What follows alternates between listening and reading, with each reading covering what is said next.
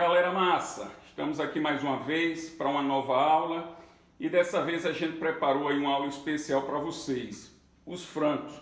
Essa aula para mim é uma das que eu mais gosto.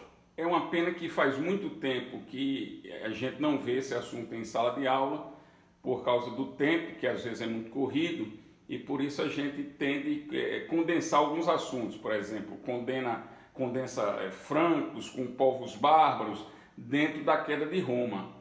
Mas aí eu resolvi que a gente veria essa aula aqui separado e acabou que eu também mato as saudades um pouco desse assunto que faz tempo que eu não leciono na sala de aula. Fica aí um conteúdo especial para vocês, tá bom? Antes da gente falar dos francos, vamos só relembrar um pouco o que a gente viu nas aulas passadas sobre Roma e sobre Idade Média. Nós vimos que um dos fatores que causaram a queda do Império Romano foram as invasões bárbaras. Esses bárbaros começam a invadir Roma. Essas invasões têm dois momentos. O primeiro momento foram as invasões pacíficas e o segundo momento foram invasões violentas. As causas das invasões pacíficas, no primeiro momento, a gente pode colocar ali século II, século III, foram a busca por terras e a pressão dos hunos. E no segundo momento, ali por volta do século IV, século V, nós vimos que os bárbaros começam a invadir as fronteiras de Roma para saquear, para pilhar, atraído pela riqueza de Roma. E o fato que esses bárbaros, que moravam ao norte de Roma, além das fronteiras do rio Reno, do rio Danúbio, o fato desses bárbaros começarem a invadir as fronteiras de Roma, vai fazendo com que o povo abandone as cidades, vai acontecendo um êxodo urbano. A gente viu isso lá também em Idade Média. As cidades começam a ser esvaziadas, as pessoas vão para o interior, e no interior elas precisam se proteger. Então como é que elas vão se proteger? Elas começam a erguer fortificações, muralhas em torno de castelos, que vai dar origem ao feudo, ao feudalismo.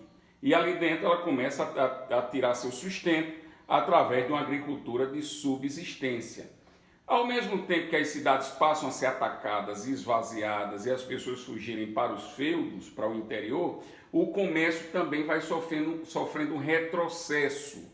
As rotas comerciais vão desaparecendo, o comércio vai retrocedendo, porque ninguém era louco de estar andando por esses caminhos para fazer o comércio, se esses caminhos estavam bastante perigosos com essas invasões bárbaras. Então aí nós temos a queda de Roma e concomitante o aparecimento de um novo modelo, não só econômico, mas político, social, cultural, religioso, que é o feudalismo, tá certo? Então foi isso que a gente viu na aula passada.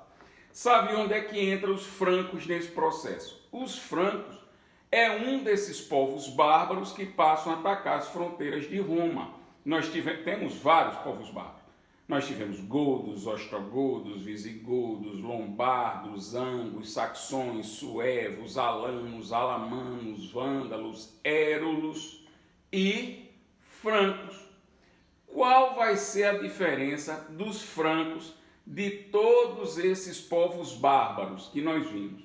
Porque vão ser os francos aqueles que melhor vão saber se organizar. Aqueles que ao entrar em contato com o que eram as ruínas de Roma, do Império Romano, melhor vão absorver essa cultura romana, essa organização romana, ao ponto deles conseguirem organizar um grande reino bárbaro.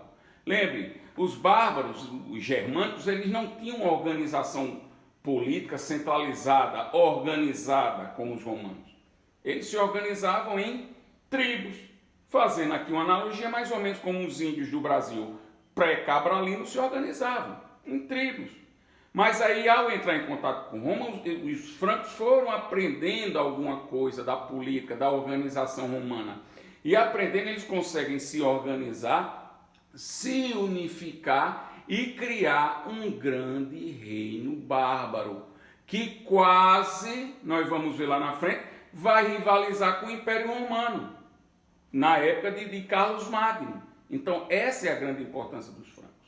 E outra coisa que eu também gosto muito de destacar, que vai ser importante para nós, é que os francos, eles de certa forma foram a pausa no que nós chamamos de Idade Média, no que nós vimos em Idade Média em feudalismo.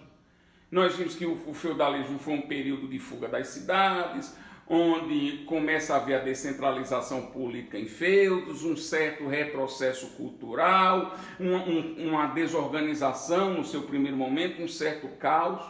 Os francos, eles meio que congelam o feudalismo.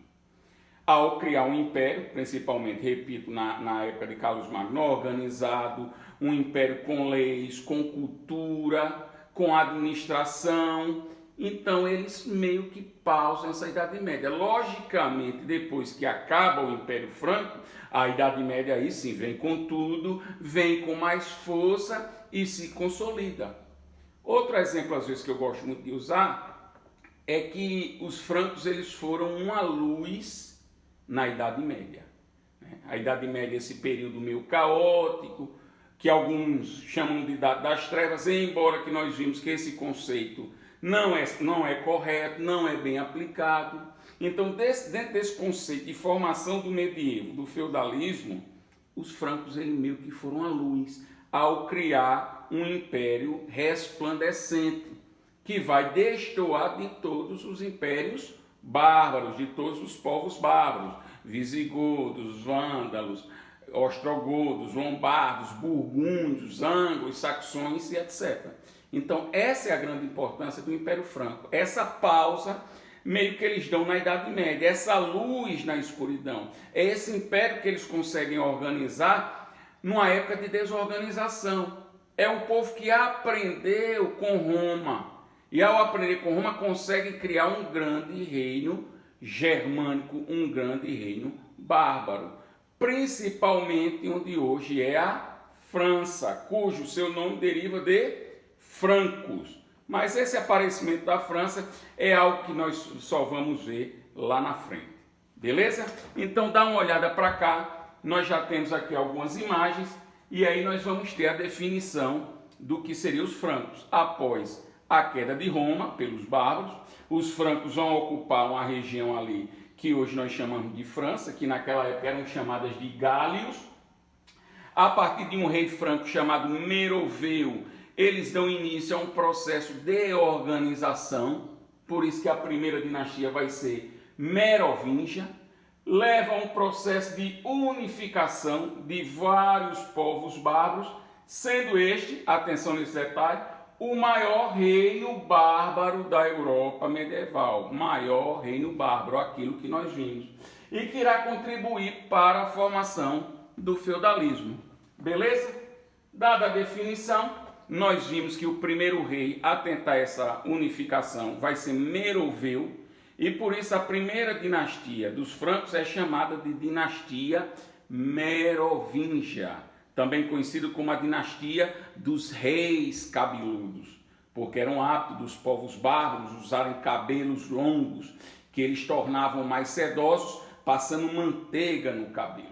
Então o bárbaro, ele introduz esse costume do cabelo comprido, que passa a ser identificado com sinal de realeza. Daí os nobres tinham por hábito o cabelo comprido, porque era um sinal de realeza, herdado dos bárbaros. Guarda esse detalhe que tem um pouco a ver lá na frente.